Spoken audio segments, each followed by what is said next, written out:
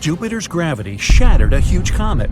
It wasn't enough for the space monster. A real catastrophe happened. The shards didn't fly in different directions. They lined up and rushed towards Jupiter like the rail cars of a train. 21 fragments up to 1 mile in diameter burst through Jupiter's atmosphere.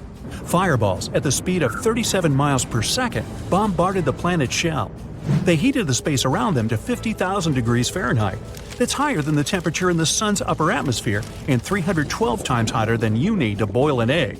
Well, I'm not hungry anymore. The impact was like from a rock falling into a pond. The meteorite fragments formed giant plumes on the surface of Jupiter. Substances from its lower atmosphere rushed upwards. The process generated a tremendous amount of energy. Overheated streams of fire shot into the stratosphere. The monsters left behind them glowing plumes 1,900 miles long. That's greater than the distance between New York and Texas. Dark bruises appeared at the side of the blows. They were about the size of the Earth. Comet Shoemaker-Levy 9 was the name of the violator of Jupiter's boundaries. The collision of celestial bodies happened in July 1994. It was a scientific sensation. For the first time in human history, a catastrophe of this magnitude was observed. The attack raised an important question for astronomers. Why is Jupiter unlucky? Space monsters attack it thousands of times more often than the Earth or any other planet in the solar system. All right, let's see. You decide to board a starship and travel to the mysterious Jupiter. A space probe would need 2 years to get there, but your starship is faster. You'll be there in… Great, the journey only took a second. Jupiter is actually big. It could fit 1,300 Earth-sized planets in it. It looks beautiful thanks to gas clouds. This planet has no solid surface, but there's a strange stain on its surface. It looks like a huge eye that can fit 3.5 Earths. This storm will scare anyone. It's 10 times higher than Everest, and the wind rushes at a speed of 300 miles per hour. It's been going on for 350 years. You wouldn't hide from such a storm in a car, so it's good you're in the starship. If all the planets of the solar system merged into one superplanet, the new object would still be 2.5 times smaller than Jupiter. Large size also affects gravity. Spacecraft use Jupiter as a springboard to jump. The giant's gravity increases their flight speed and helps them reach their target faster. Gravity has turned the planet into a magnet for comets, asteroids, and dangerous space debris. Jupiter is a true space superhero. Its gravity shield takes a hit and deflects space monsters that fly into the inner solar system. The dinosaurs don't agree, but more on that a little bit later. What if Jupiter was swallowed up by a giant vacuum cleaner tomorrow? I can only say one thing: we'd have huge problems. Without a giant shield, thousands of comets and asteroids are attacking the planet much more often. Most of them burn up in the atmosphere or aren't large enough to affect us. But there are also larger comets and asteroids. After their collision with the Earth, you can say goodbye to all life on the planet. For example, in 2009, a celestial body crashed into Jupiter. It left a bruise the size of the Pacific Ocean. It's scary to think what traces it would leave on our planet. Most likely, the Earth would turn into a fireball. But recent research from astronomers suggests that Jupiter isn't such a nice guy. On the contrary, it's a bad guy with a slingshot that shoots comets at the Earth. A physicist used computer simulations. He found that Jupiter is equally likely to deflect and send comets toward the Earth. The giant attracts potentially dangerous objects and only partially protects us. It's already tried to knock out our planet many times. 66 million years ago, a cosmic body 10 miles in size crashed into the Earth. The energy of the impact set the surface of the planet on fire. It caused a huge earthquake and tsunami. A fiery rain fell from the sky on the Earth. There were millions of tons of debris and dust in the atmosphere. They stopped the sun's rays from reaching the planet. The nuclear winter began. This disaster led to the extinction of the dinosaurs. Scientists have named this space criminal Chicxulub impactor. Computer simulations of scientists at Harvard University showed where it came from. Chicxulub wasn't an asteroid, but a comet. This means that the core of its body wasn't stone and metal, but ice, dust, and frozen gas. It resembled a dirty snowball flying through space. The meteorite wasn't going to set fire to the Earth, but Jupiter intervened in the plan. It threw comets in our direction. In 1770, Lexell's comet appeared near the Earth. Our planet and this object were separated by only 1.4 million miles, close to nothing in space terms. Lexell's comet came closer to Earth than any other comet in human history. The object could have stopped life on Earth. The comet flew too close to Jupiter. The giant caught it and sent it in our direction. Now, this isn't a very good move for a superhero that protects the solar system. After 3 years, the comet went past us. It flew 2 times around the Sun and returned to Jupiter like a boomerang. This time, the giant pushed the comet out of the solar system. But let's not blame Jupiter. Scientists believe that without this gas giant, life on Earth would most likely never have happened. Jupiter sent meteorites toward Earth, which carried organic molecules and water with them. They were the building blocks from which earthly life began. Nobody knows if comets would come with a valuable cargo without Jupiter and its dangerous gravity. If you fly away from Earth to the center of the solar system, you'll see the Sun. 8 planets are flying around this star. There's a belt of more than 1 million asteroids between Mars and Jupiter. One theory says there was only the Sun at the very beginning of the solar system's existence. Clouds of stone and dust surrounded the star.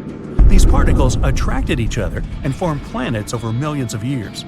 Jupiter didn't want any new neighbors. Its powerful gravity prevented rocks and dust from uniting into planets. They remained asteroids and gathered in a belt inside the solar system. If today all the asteroids merged into one planet, we'd get a cosmic body that would weigh only 4% of the mass of the Moon. Previously, the belt was densely populated, but Jupiter's gravity threw 99% of the asteroids to other places in space. Jupiter isn't the only one that plays a role in the development of life on Earth. Our main assistant is the Moon. It's the only natural satellite of the Earth. Jupiter has 79 satellites, and every year there are more and more of them. Jupiter is also surrounded by rings, but they aren't as beautiful as Saturn's and are practically invisible. The rings are composed of small black particles. This is the dust that the meteorites eject into space after colliding with the moons of Jupiter. The Moon is responsible for the ebb and flow of the ocean. It regulates the life of bees, fish, birds, and amphibians. Even you feel the influence of the Moon every day. Changing the brightness of the disk in the night sky regulates the level of melatonin in your brain. This hormone is responsible for circadian rhythms, which are important for healthy sleep. The Moon came about thanks to another catastrophe, like many other things in space. Millions of years ago, the Earth looked like a ball of hot lava. There was no water or air. It was enveloped only in carbon dioxide and nitrogen.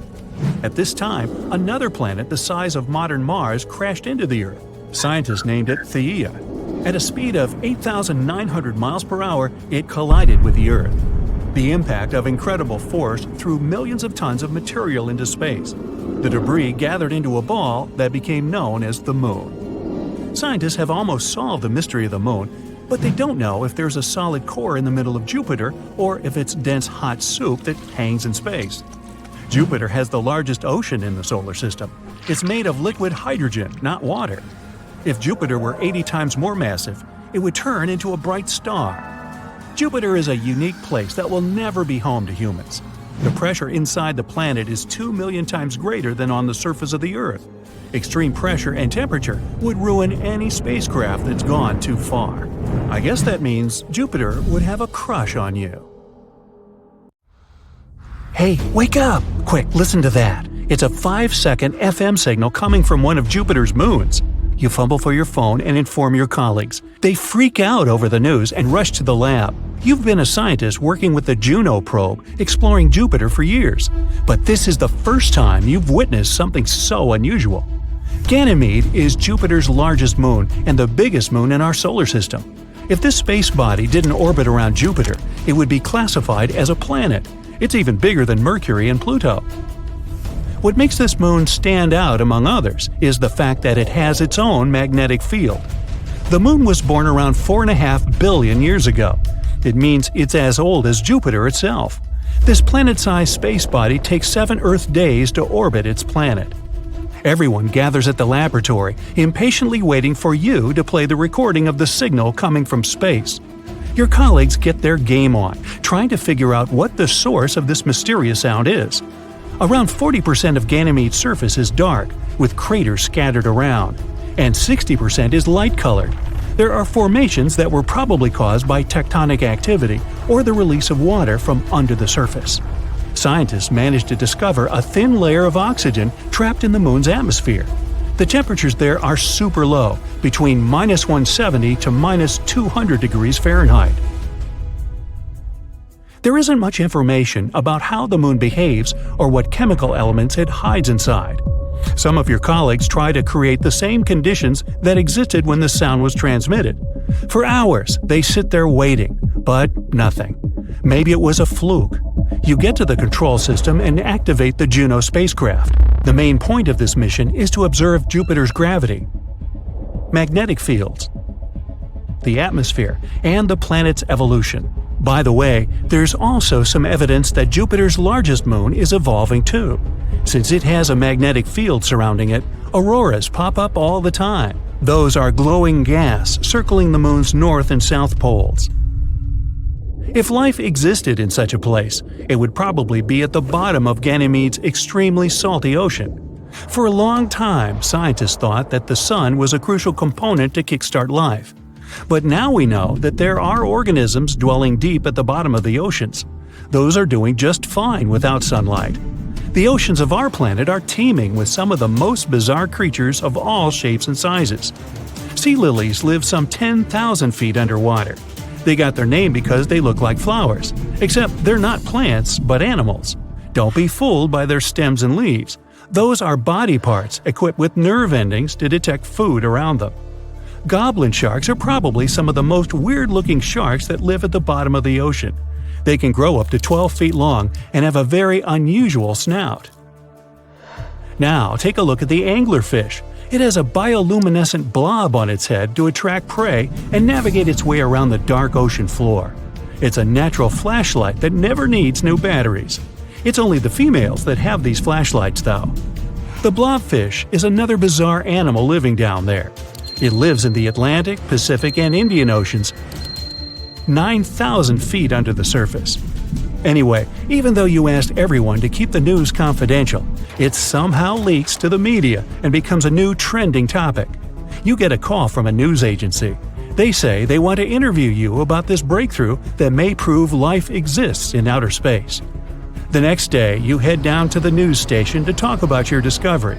You have a whole live studio audience watching your every move as you reach out to grab your glass of water. The crew scurries around doing some last-minute checkups before you're live on air.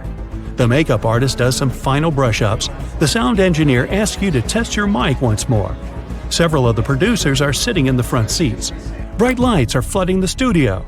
The countdown begins. 3, 2, 1, and you're introduced, and the host asks you to explain what it was that you heard. You tell them about the Juno space probe orbiting Jupiter. After a couple of questions, the host finally brings up the most dreaded one. Might the mysterious sound be coming from another civilization? Everyone leans in, waiting for you to answer. You freeze, not knowing what to say. Even though the crushing pressure at the bottom of the ocean is 1,000 times stronger than at sea level, life still exists there. Algae, which is considered a delicacy in the ocean world, is off-menu for deep-sea creatures due to a lack of sunlight. Many of these bottom dwellers have to munch on leftovers instead. Those sink down there from the upper layers of the ocean. The freezing temperatures and the intense pressure have altered the cells of these creatures. This has made them more resilient than the average fish. Bacteria were developing their own ways of surviving. Studies show that they feed on certain gases and chemicals, like sulfur and carbon dioxide. Methane and hydrogen are released when tectonic plates move against each other, and some of these bacteria feast upon those gases too. Tardigrades, also known as water bears, are microscopic critters that can live and thrive in extreme conditions. You can find them in volcanoes, frozen glaciers, and even in the empty void of space, which means that some life forms might actually exist on Ganymede. You explain this to your audience. Then you mention that you don't have enough information to determine if it was another civilization or a natural phenomenon that produced the sound. This doesn't mean that the bottom of Ganymede's freezing oceans isn't teeming with its own bizarre and weird creatures. There might be some legendary beasts like the kraken or leviathan there, or weird glowing fish with 2 heads, a fish with tentacles and a large fin, giant crabs. The bacteria there might be as varied as our own. The plants, if they exist there, have to be strong enough to survive the sub-zero temperatures. The animals on Jupiter's largest moon could be as big as our blue whales or as tiny as plankton. After the interview, you head back to the lab to examine the records once more. On your way home, you see posters of yourself with captions like, "Are we not alone?" Hey, you've become a celebrity. Many people take pictures of you. You've been booked by other agencies for more interviews. Some science magazines even want to put you on the front cover as the Person of the Year. Every time you come to work, you wait for the sound to appear again. But nothing. You send a signal from the Juno probe, trying to make some sort of contact with whatever produced the sound. Nothing. That night, you pass out on your desk once more. Eureka moment wakes you up in the middle of the night. There might be something you've missed. You run the numbers again and realize that the answer was in front of you this whole time. It wasn't another civilization that produced this sound. The source was electrons. Every planet produces its own sound. It's created when charged particles from the solar wind and the planet's magnetosphere interact with one another. That's what happened on Ganymede. The electrons in its magnetic field, where the probe picked up the signal, were acting stranger than usual, and this amplified some irregular frequencies. You're embarrassed and spend the rest of your night making phone calls, telling your team the news. The agency that interviewed you releases a statement. They explain that other civilizations aren't trying to contact us. You sit back at your desk, waiting for the next big thing to happen. Europa is another of Jupiter's moons that may host life. It's made up of an iron core, a mantle, and a salty ocean, twice the volume of all the oceans on Earth.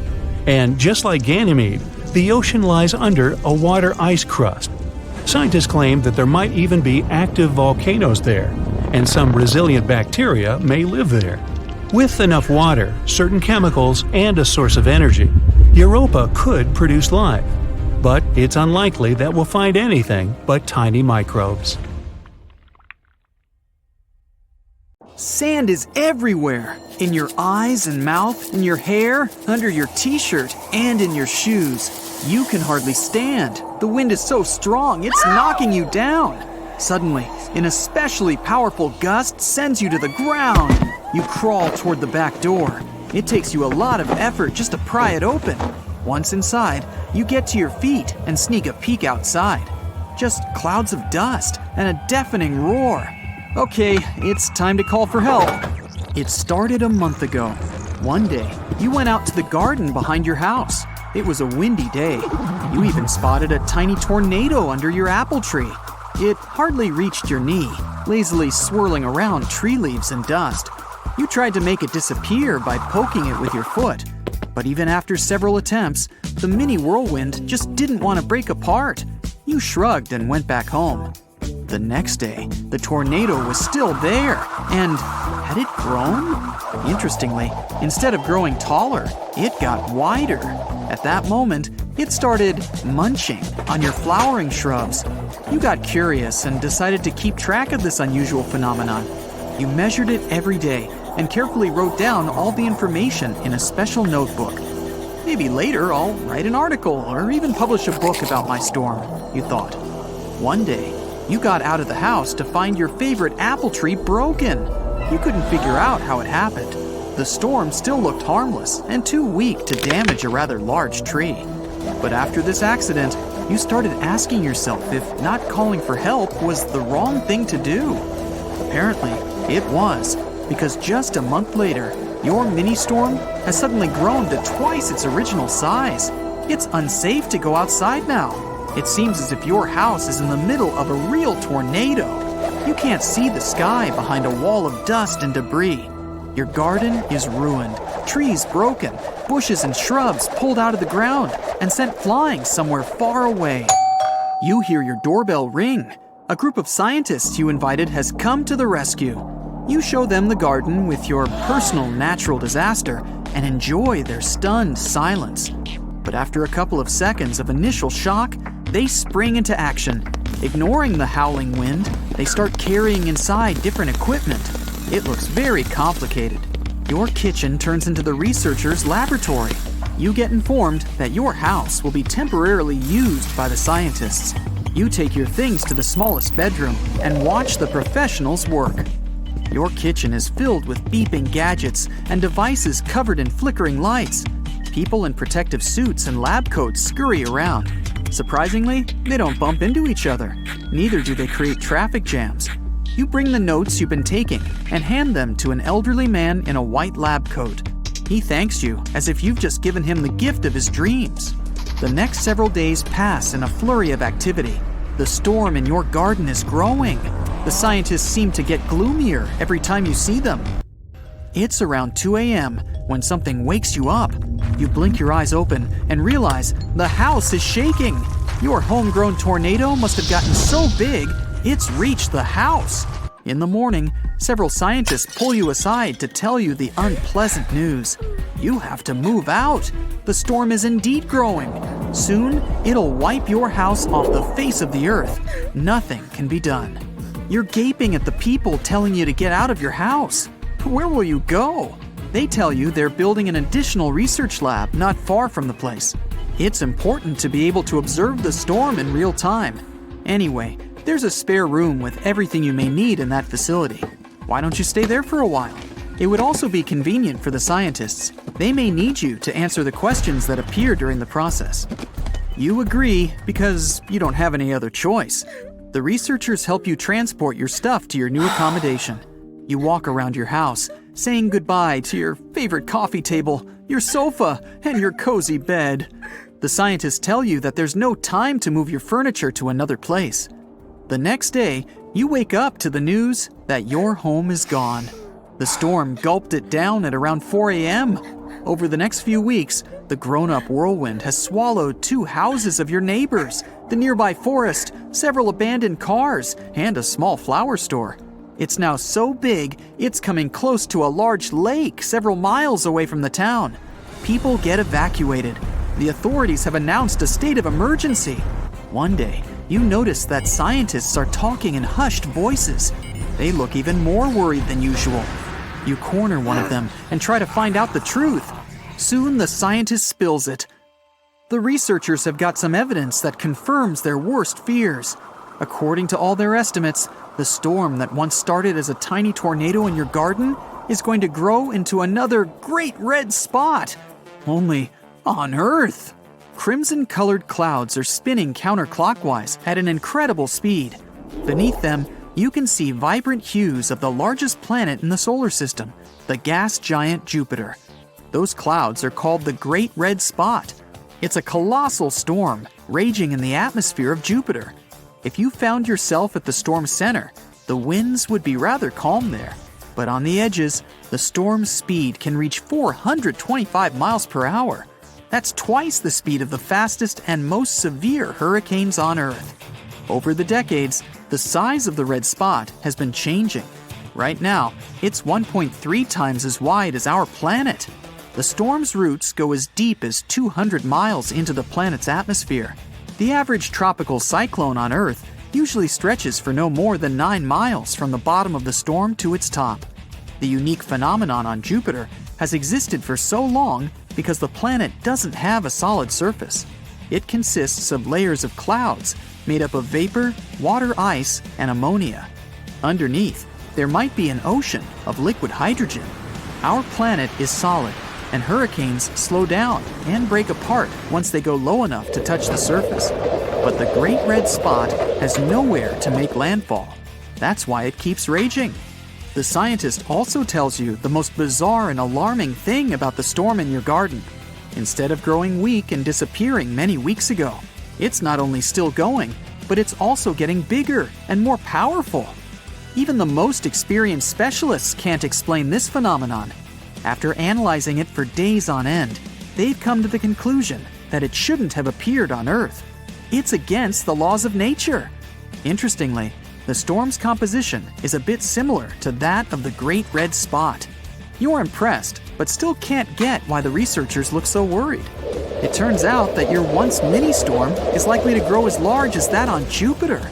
But since Earth is way smaller than the colossal red spot, it's likely to swallow our planet whole. It'll grow and grow, wiping out towns and cities, forests and highways. At the same time, it'll become more powerful.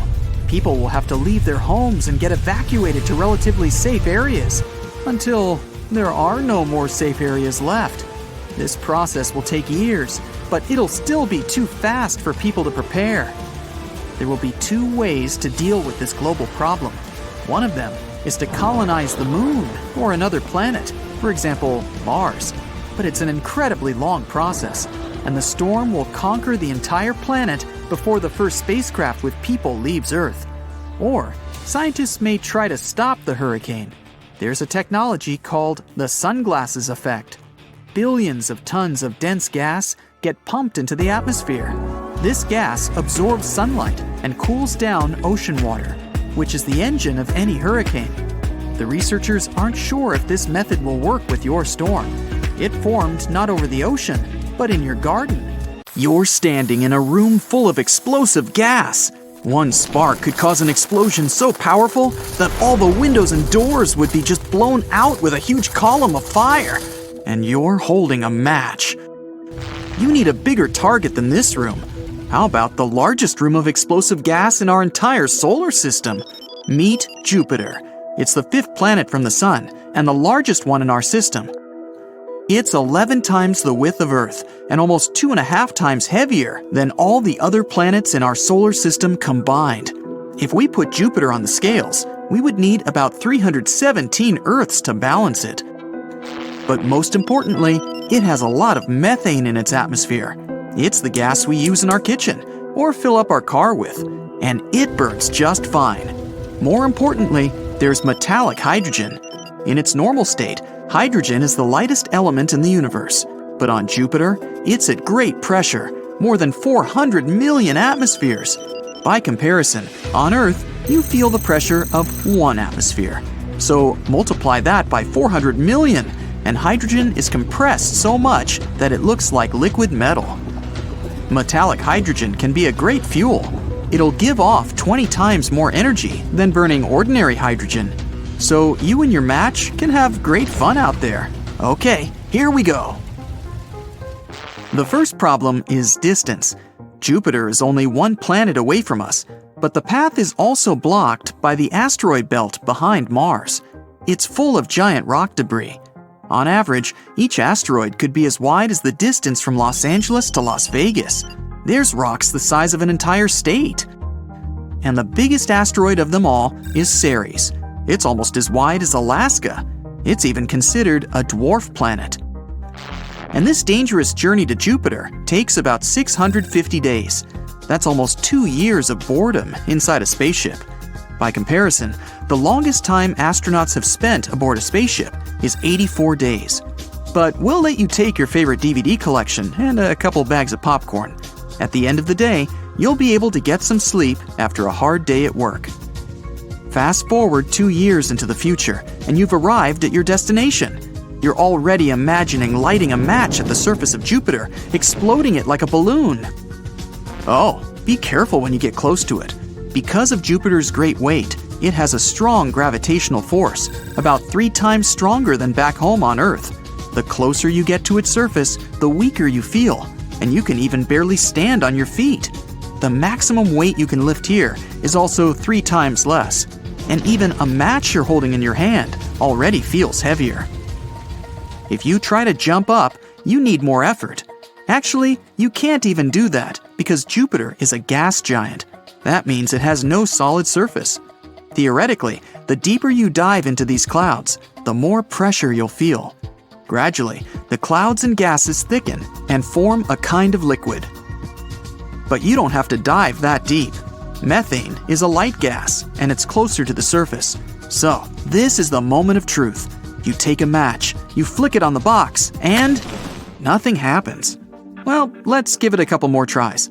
Second match. Third. Nothing works.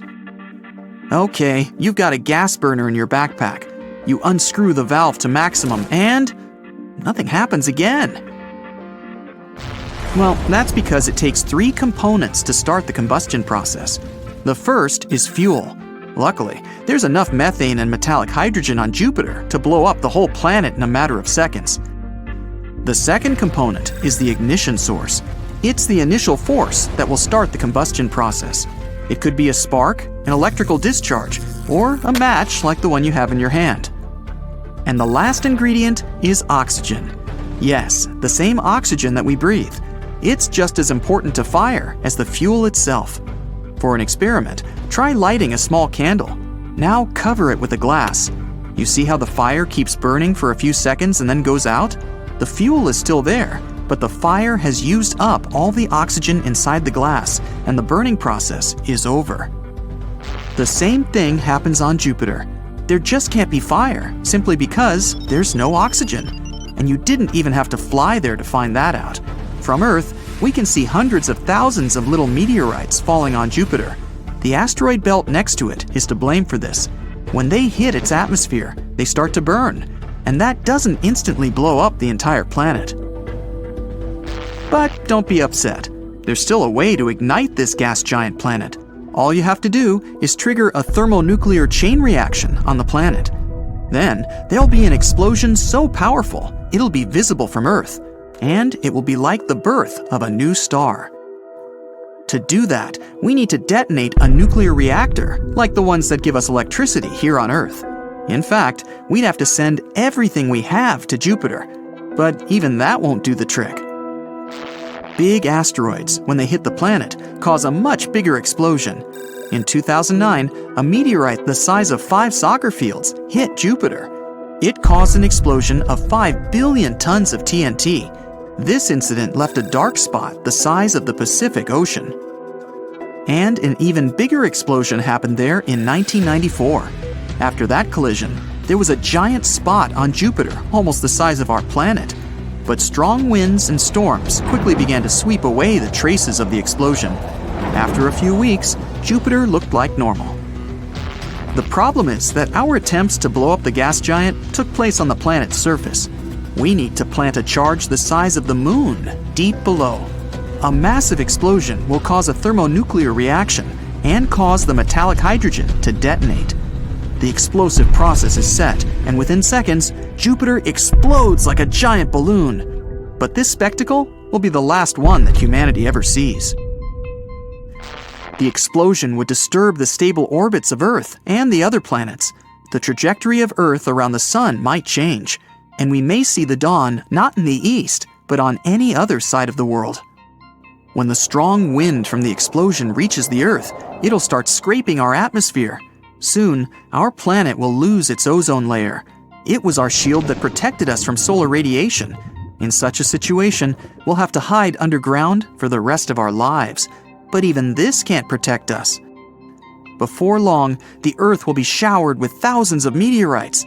Jupiter was so heavy that it held the asteroid belt in place. Without it, the asteroids would start flying towards us. Earth would feel a constant meteor shower. But there would be no one left on Earth to observe it anymore. Jupiter's explosion can be compared to a supernova. In fact, Jupiter is practically a star. If it were just a little bigger and heavier, it would start to shrink. The intense pressure on the planet's core would start thermonuclear reactions. Eventually, Jupiter will have turned into a brown dwarf, and it would be 50 times heavier than it is now. But because it doesn't have enough weight to do that, Jupiter is sometimes called a failed star. Well, maybe we should visit other gas planets in our solar system and try to light our match there. Saturn.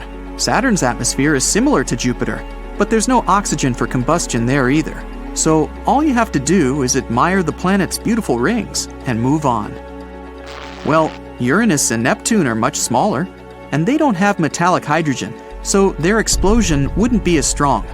But you still wouldn't be able to ignite them with a match because there's no atmosphere full of oxygen. But there is one planet where you could light a fire with your match. It's GJ1132b, and it's 39 light-years away. Scientists think it might have oxygen on it, although it's not a gas giant that has combustible gases in its atmosphere. But you can still sit on its rocky ground and make a fire to admire the unusual sunset. Black holes, an enigma that has puzzled scientists and captivated our imagination for decades. But what's hiding inside of a black hole?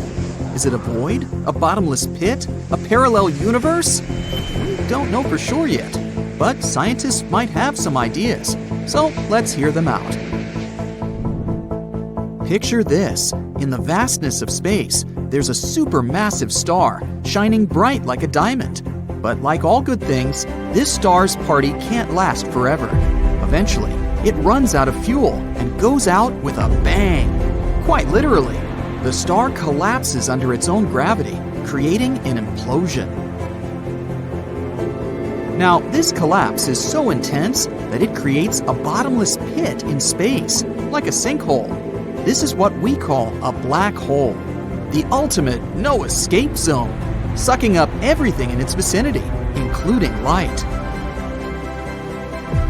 Imagine yourself approaching a black hole. The black hole itself doesn't emit any light, but you can notice a dazzling display of cosmic fireworks surrounding it, the accretion disk. It's like a celestial carousel of gas and dust swirling in a mesmerizing dance around the black hole. The incredible gravitational forces pull all this material from their surroundings, creating this celestial furnace. Of course, it's very unlikely that you would have survived in this place. Temperatures here soar to millions of degrees. Also, it's constantly dazzling X-rays and high-energy radiation that can be detected from telescopes on Earth.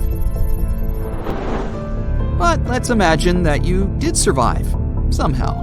As you get closer, you notice a mysterious boundary looming ahead, the event horizon. It's a point of no return, beyond which the laws of physics seem to go haywire.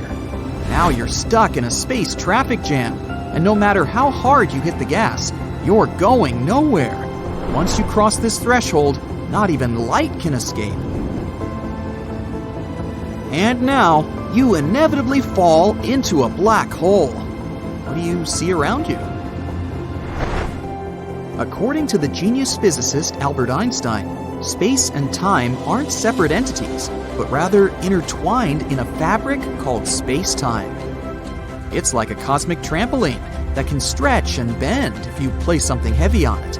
And black holes are super heavy, which is why they distort this trampoline in the most extreme way possible. So when you venture close to a black hole, you're in for a roller coaster ride. The curvature of space-time becomes so intense that it's like a whirlpool pulling everything in, even light itself.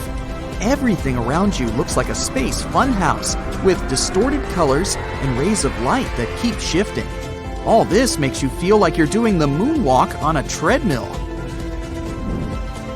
Also, the curvature of space-time around a black hole is so extreme that it creates a phenomenon called time dilation. Time near a black hole moves at a different pace than in the rest of the universe. The closer you are to the black hole, the slower time ticks, like a slow motion effect. And the deeper you fall, the weirder things get. The laws of physics seem to break down before your very eyes. But suppose you somehow manage to survive all this madness. Where exactly are you falling? What awaits you on the other side? Is there even an other side? As you venture deeper into the celestial maelstrom, you reach an elusive and mysterious point called the singularity. It's the heart of a black hole, a place where all matter and energy are crushed into a single, unimaginably dense point. Imagine cramming masses of entire stars to something that is essentially a pinprick. And now that you're here, forget about the usual rules of physics. Welcome to a new realm, where the known breaks down and the unknown takes over. So, what does this unknown look like? Well, there are a couple of theories. First off, it could be a gateway to other dimensions. What if there are multiple universes hiding within black holes, like nesting dolls? According to this theory, the interior of a black hole could be a portal to a parallel universe with its own set of physical laws and possibilities. This parallel universe could be drastically different from our own world. What a mind-bending idea! Or what about wormholes? Imagine black holes forming a space subway system. connecting different regions of space and time with each other. These theories suggest that the extreme gravitational pull of a black hole could create a wormhole, a tunnel that could transport you to another galaxy, or even to the past or future. It's like finding a secret passage in a video game.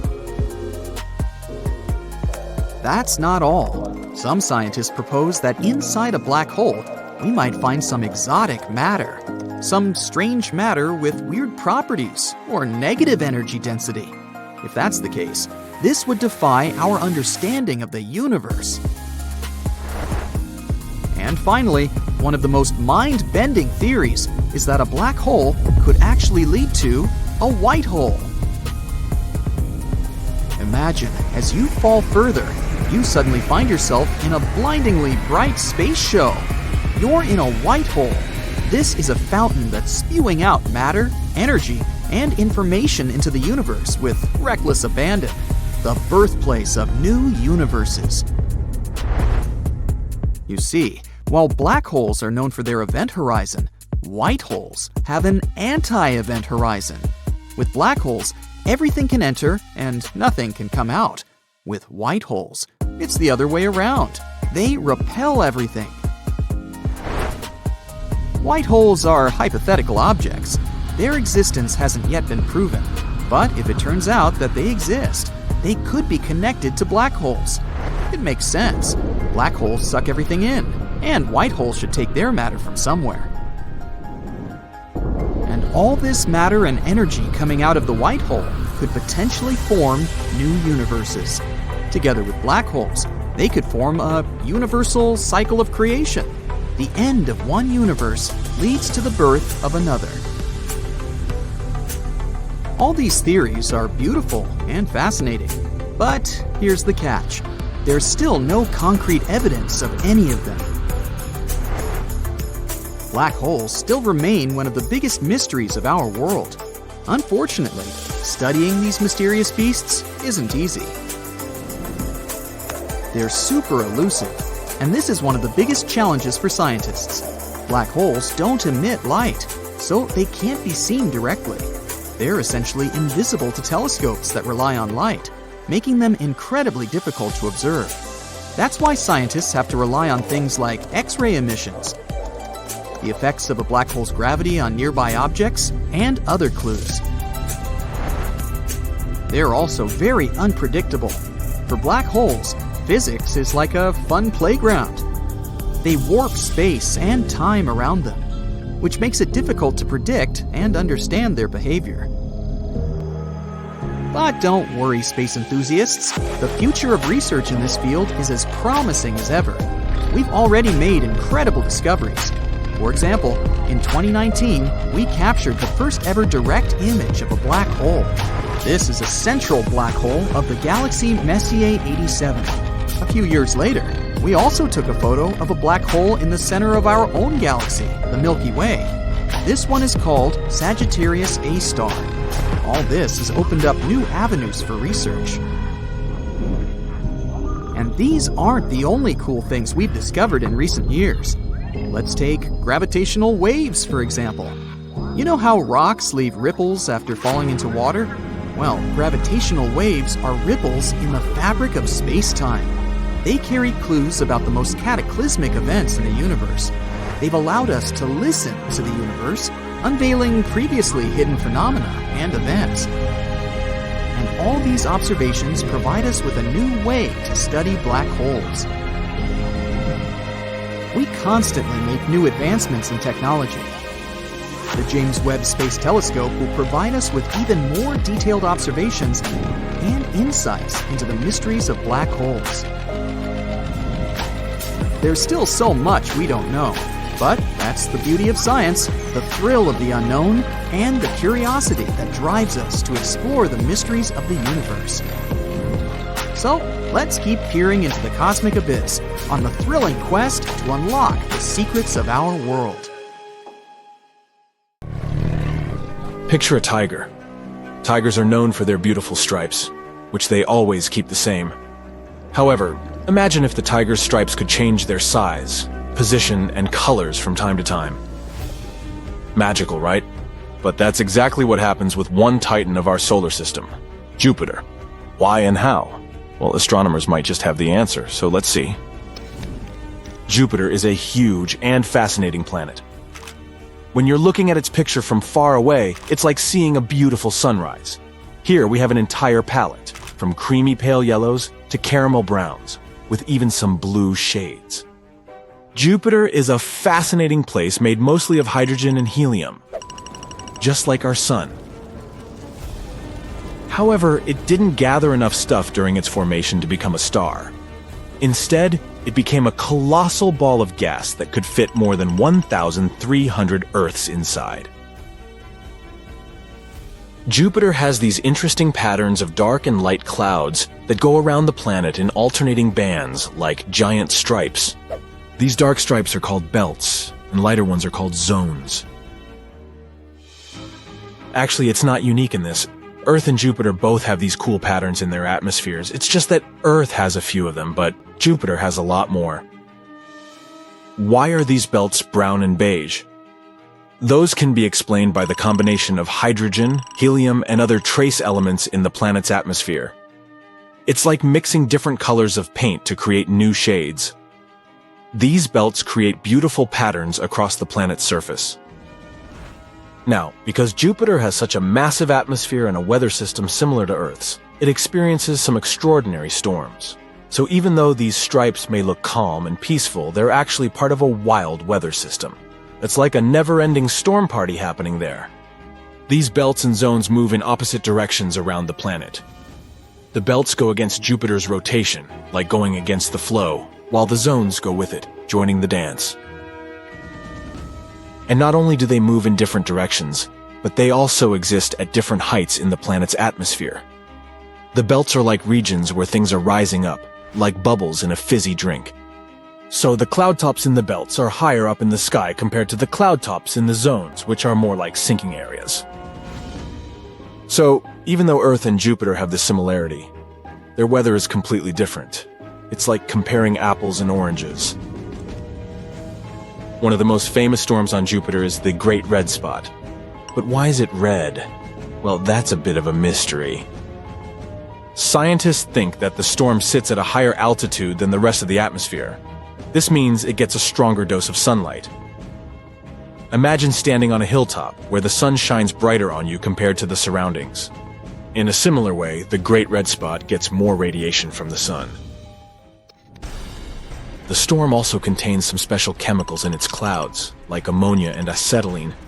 When these chemicals receive that extra radiation, they react in a unique way, giving the storm its distinct red color. It's like a special effect in a cosmic theater. Anyway, the stripes look pretty cool and all. But what's the big mystery around them?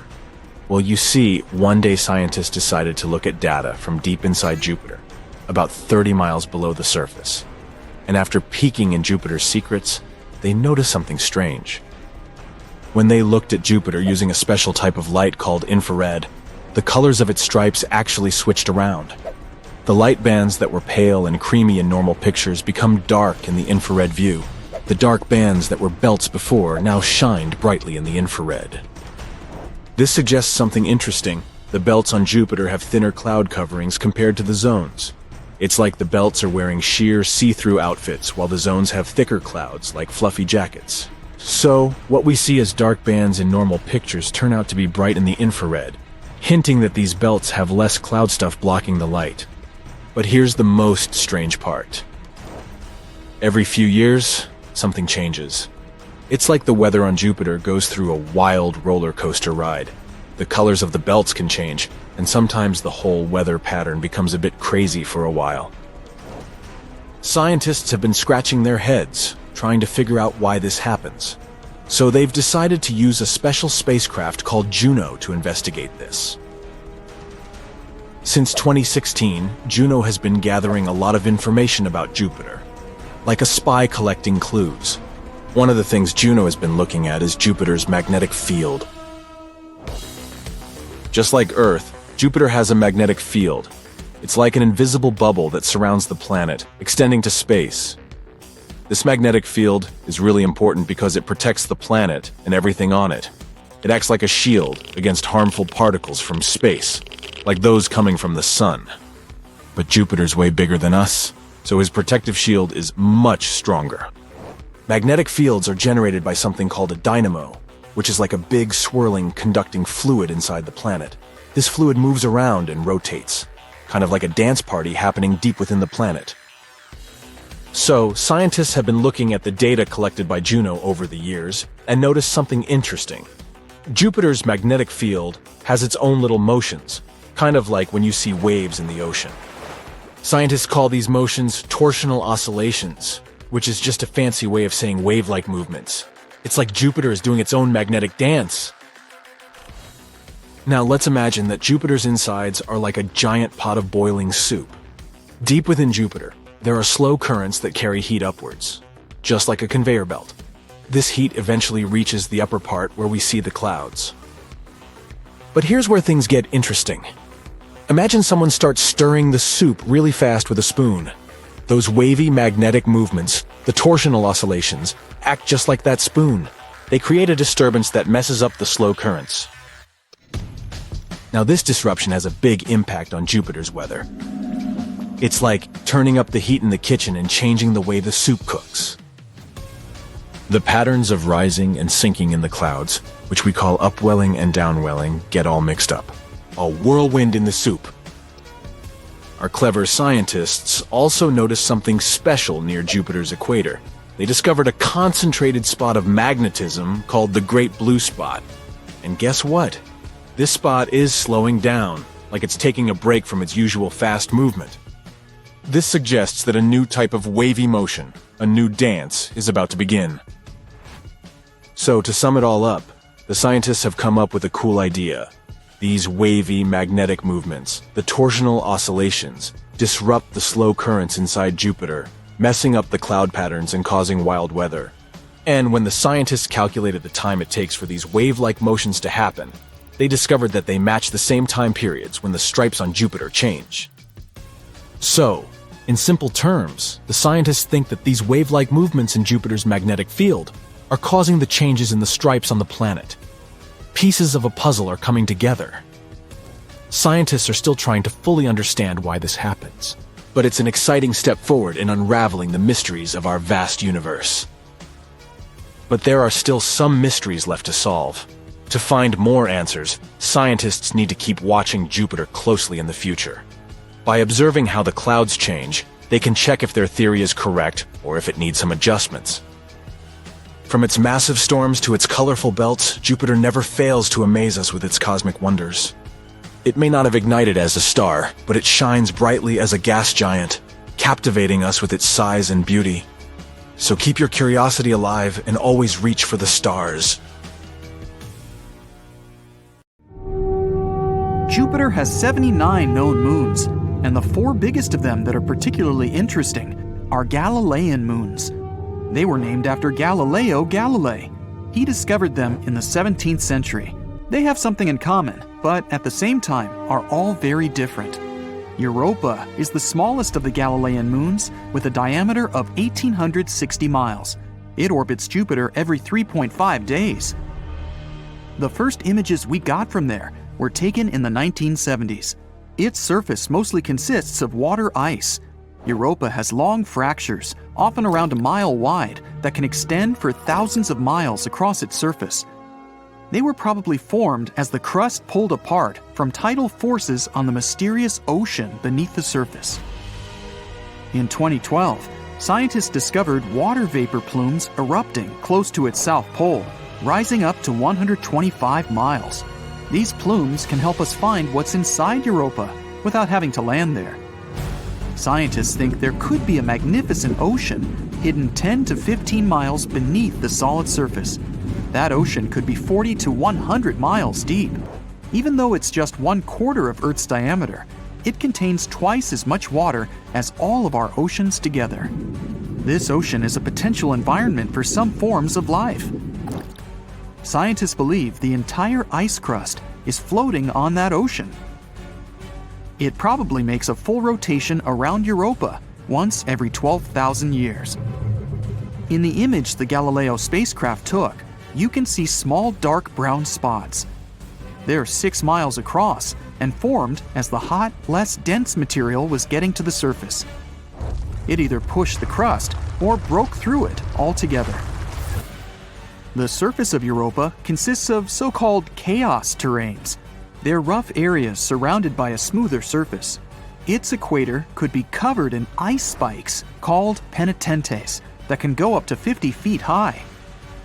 We have them on Earth too, especially in dry areas at high altitudes.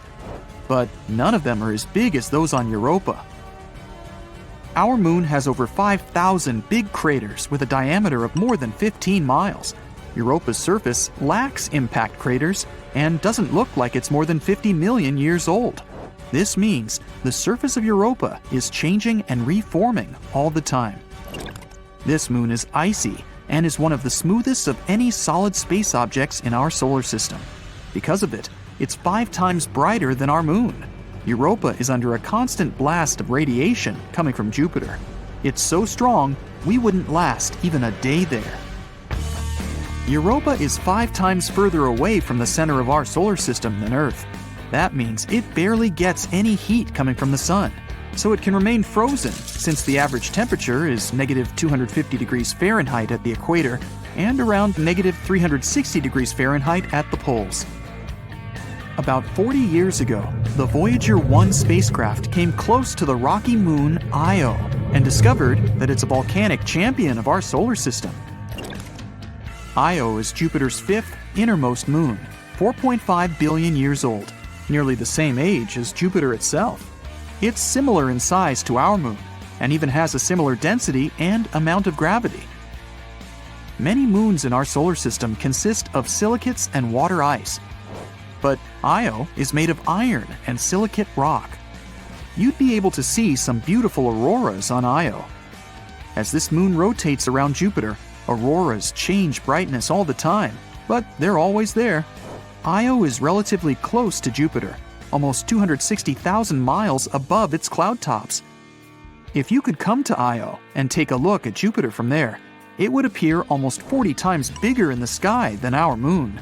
Stargazing there would be amazing. Io needs 42.5 hours to orbit Jupiter. Our moon needs almost a month.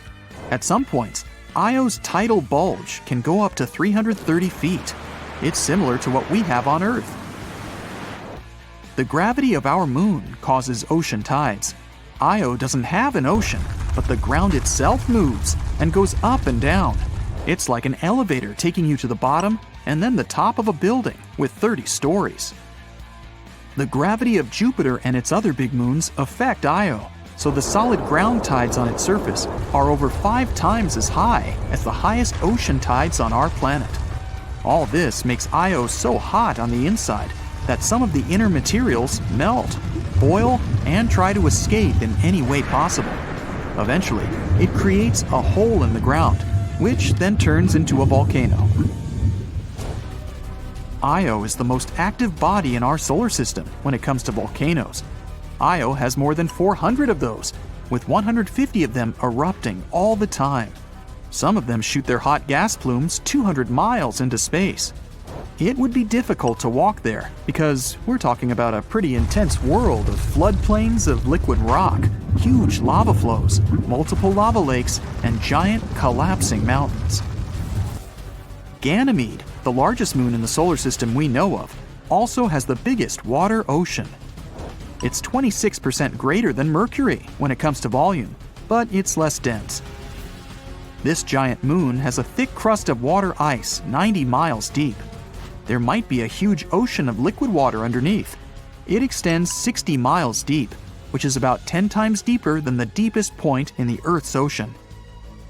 The Voyager spacecraft also detected polar caps made of water frost there. Ganymede is half rock, half water, including tiny amounts of metals and ice.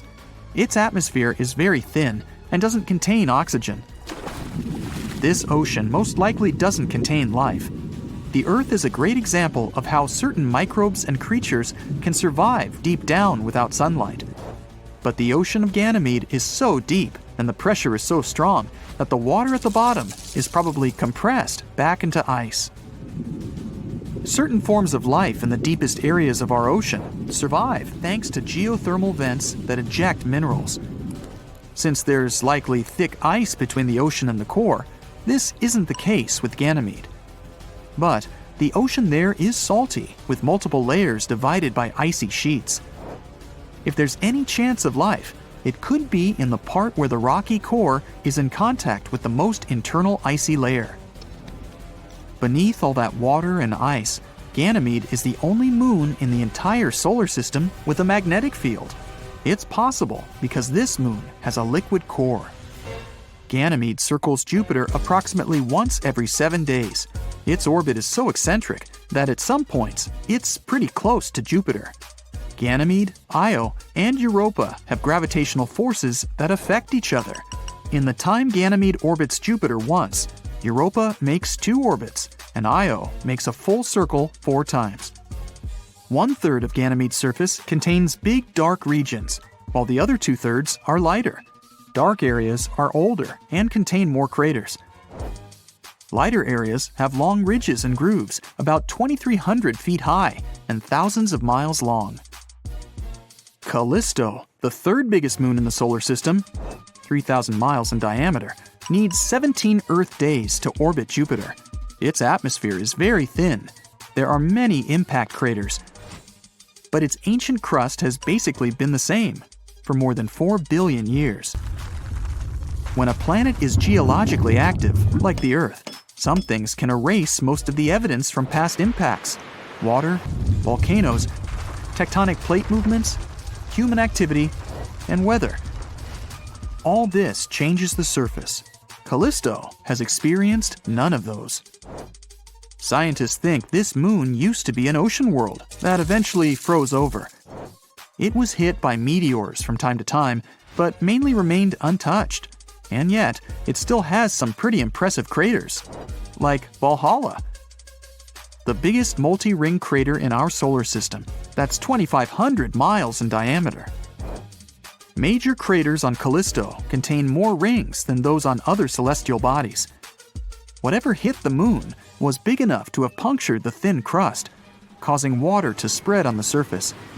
And under this thin crust, there could be either salty ocean or soft ice. The Galileo space probe detected that Jupiter's magnetic field couldn't penetrate through this moon, likely because of a layer at least 6 miles thick. That's why it's hard to explore Callisto. Moons like Europa have vents that eject water from the subsurface oceans. But to explore Callisto and discover more about its past, we'd have to use the old-school way, digging through the crust. If we wanted to explore the outer parts of our solar system, Callisto would be a great spot because Jupiter's radiation doesn't reach it. So we'd be safer there than on some other inner moons. Look up. The sky is dark, seemingly lifeless. But then, you notice something that wasn't there before. A bizarre, almost invisible light illuminates the previously black space. It's too late to run. You're both lucky and unlucky at the same time. You're witnessing the awakening of a giant, previously dormant black hole. Is it going to swallow both you and our world? Supermassive black holes, huge space objects millions of times heavier than our Sun, live in the middle of most galaxies. But they're really hard to see or study. Most of the time, they sit quietly and don't do much for a long time. That's what was happening with a giant black hole in a faraway galaxy. This galaxy is 300 million light-years away from us, in a part of the sky called Virgo. For many years, the black hole there wasn't doing anything exciting. It was quiet and resting. But in late 2019, something strange happened. The galaxy suddenly got much brighter. It started flashing a powerful X-ray light. It was something scientists hadn't seen there before. This surprised astronomers, so they started watching it closely. After a few years of studying it, scientists have concluded that the black hole has likely woken up from its quiet state and become active. Now, the middle of the galaxy is really bright. It might mean the black hole is pulling in material and producing lots of energy. Astronomers even gave this black hole a fun nickname, Ansky. And the coolest thing about all this is that it's the first time we're watching a supermassive black hole switching to an active state in real time. Scientists at the European Southern Observatory in Germany were the first to notice something strange. They used special space telescopes, like NASA's Swift and another one called eROSITA, to look for X-rays coming from Ansky. At first, they didn't see any.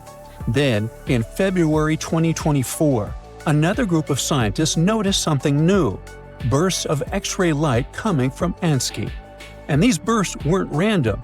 They happened almost like clockwork, at nearly regular times. This kind of flashing has a complicated name – quasi-periodic eruption, or QPE if you want to make it short. It's when a black hole suddenly flares up with a burst of energy, but only for a short time. And this is the first time anyone has seen a QPE in a black hole that was waking up after being quiet for so long. These kinds of events are also super rare. Scientists only found the first QPE in 2019, and they've only seen a few more since then. No one knows exactly why they happen, but watching Ansky might help scientists learn more about how black holes behave and grow. One important tool they used was the XMM Newton Space Telescope. It's the only one that can see the very faint background light between the flashes. By measuring how dim Ansky gets between bursts, scientists could figure out how much energy the black hole sends out during each flare.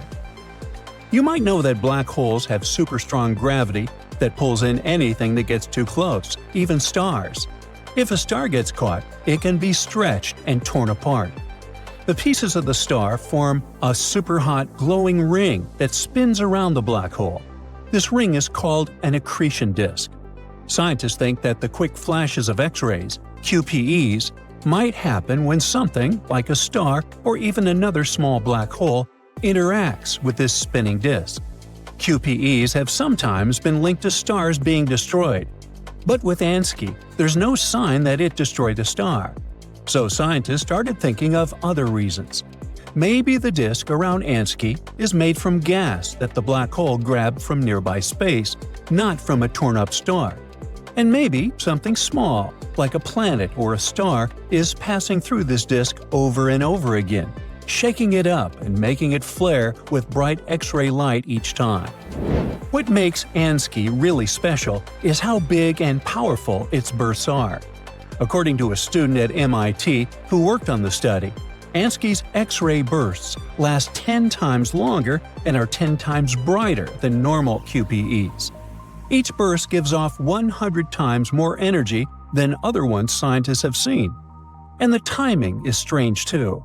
Ansky has a pattern of flashing about every 4.5 days. It's the longest wait time between flashes ever seen. These strange features are making scientists rethink how QPEs happen and what causes them. Sadly, we don't have enough data yet to know for sure. Astronomers need to watch more of these events to figure it out. Now, you might be wondering how scientists even find black holes. After all, they capture everything, even light. Indeed, these space monsters are really hard to see. They're basically invisible. But scientists pay attention to what's happening around them. It can be glowing gas and dust somewhere in space. The thing is, black holes often have a spinning ring of gas and dust around them, called an accretion disk. This ring gets super hot and shines in X-rays and other kinds of light, which telescopes can spot.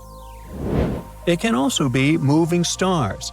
Big black holes, like the one in the middle of our Milky Way galaxy, have such strong gravity that they make stars orbit around them. Scientists watch these stars move in special patterns and prove that there's a giant black hole hiding there. This discovery won a Nobel Prize in 2020. They're also on the lookout for ripples in space, because when giant objects like black holes move or crash into each other, they send out gravitational waves. Scientists have built special tools to feel these ripples and learn more about black holes. And finally, it's bending light. Black holes have so much gravity they can bend light from stars behind them, like a cosmic magnifying glass. This trick, called gravitational lensing, can help scientists find black holes that are hiding all by themselves. Now, you should keep in mind that, unlike some stereotypes, black holes are not wormholes, magic tunnels that take you to other places in space or different universes. Once you get into one, there's no way out or to the other side. Neither are black holes some kind of space vacuum cleaners. They don't go around swallowing everything they come close to. If you're far away, their gravity is just like that of any other object with the same mass. The black hole that's closest to us on Earth is called Gaia BH1. It's about 1,500 light-years away. As for the farthest black hole we know about, it's located in the middle of a faraway galaxy 13 billion light-years away. The largest black hole we've seen is called TON 618. It's 66 billion times heavier than the Sun. And the smallest black hole is just 3.8 times heavier than the Sun and sits next to a star. By the way, all black holes spin or turn really fast. The fastest one spins over 1,000 times every second. Plus, big black holes in the middle of galaxies can shoot out particles at super high speeds, almost as fast as light. If something falls into a black hole, spaghettification occurs. This object gets stretched out in space like a noodle because of the black hole's immensely strong gravity. And speaking of gravity, if our Sun were replaced with a black hole that had the same mass, Earth and the other planets would still orbit it in the same way. The gravity wouldn't change just because it's a black hole. Scientists have discovered two main kinds of black holes. The first are called stellar mass black holes, and they're usually about 5 to maybe 50 times heavier than our Sun. The second type is supermassive black holes, which are incredibly huge. Some of them 100,000 times to even billions of times heavier than the Sun. There might also be middle-sized black holes, kind of like the in-between type, but no one has found one for sure yet. Stellar mass black holes can form when two neutron stars smash into each other. Also, two smaller black holes can join together and make a bigger one. That's one way black holes grow. But supermassive black holes are still a big mystery.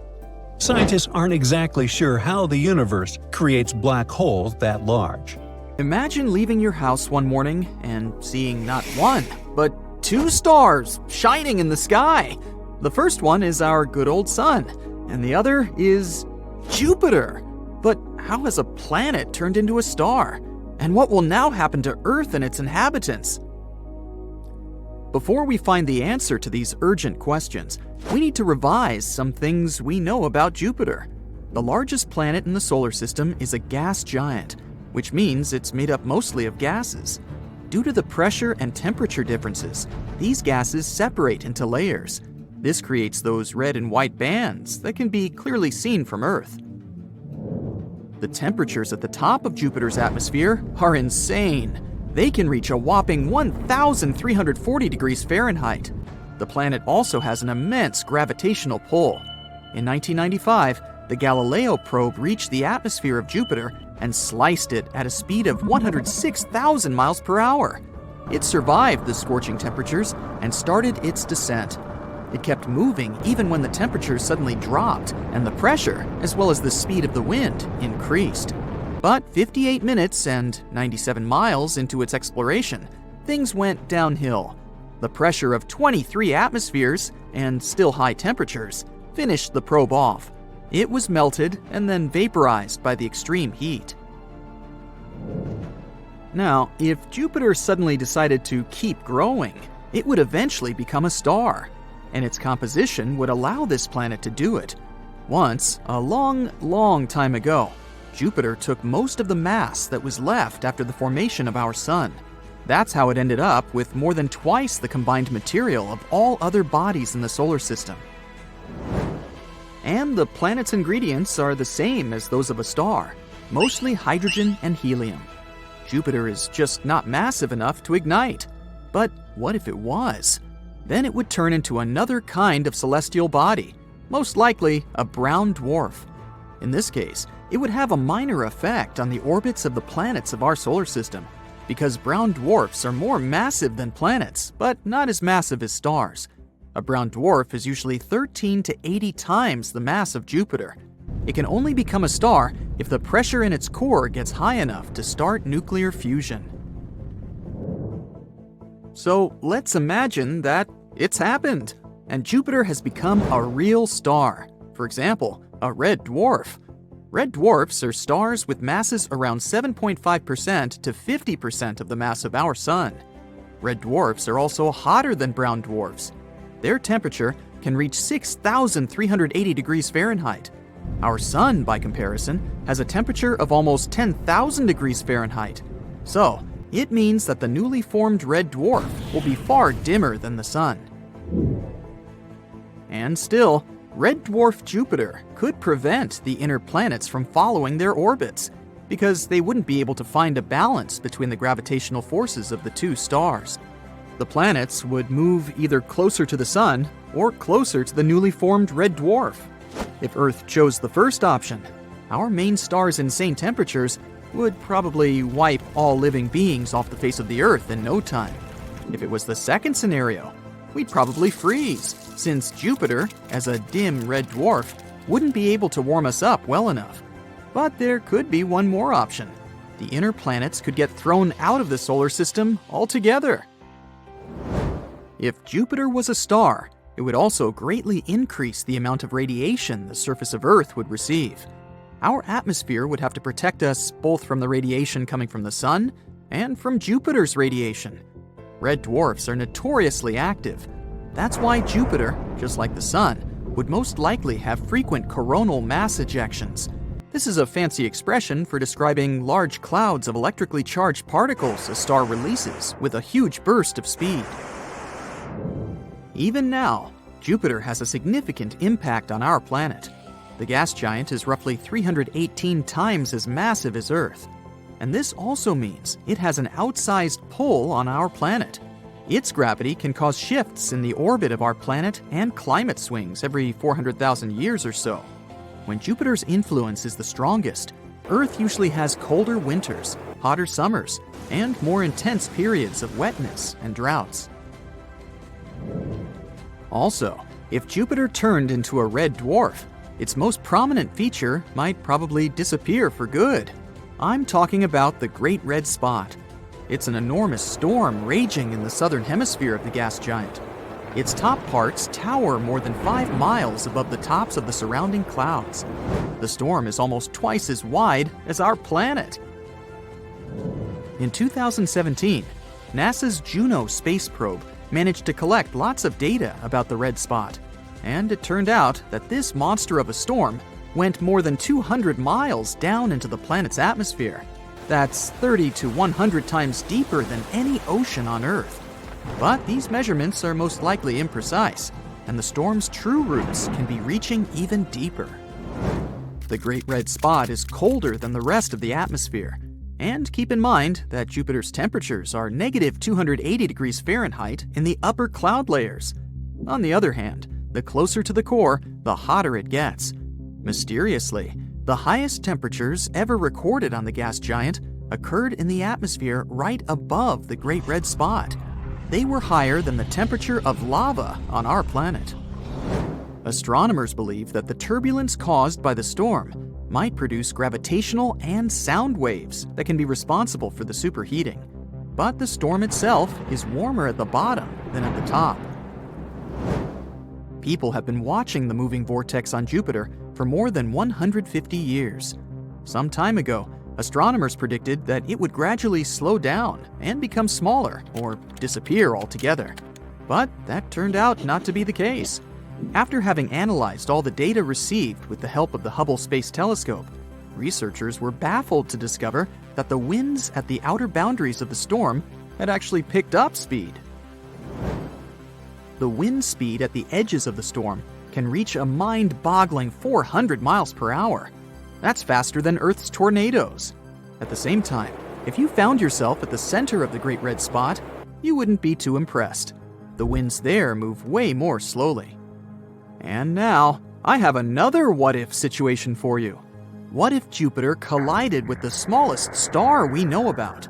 Today, these two space bodies are on a collision course. A spoiler, Earth might not survive such an encounter. Okay, meet this tiny red dwarf. It's the size of Saturn, and its gravity is around 300 times the gravity of our planet. It normally floats 600 light-years away from Earth in a double star system. But today, for some inexplicable reason, it's broken all the laws of the universe and is rushing toward the biggest gas giant in our solar system. And even though this space guest is smaller than Jupiter, its mass is way greater, and its gravitational force soon starts to pull on the gas giant. The heat from the red dwarf, plus its powerful gravity, makes Jupiter grow in size. The planet's atmosphere starts to puff up because the gases that make up the planet begin to heat up and expand. Jupiter's atmosphere starts to leak into space toward the stellar visitor. Sometime later, the runaway gases form a bright hot ring around the red dwarf.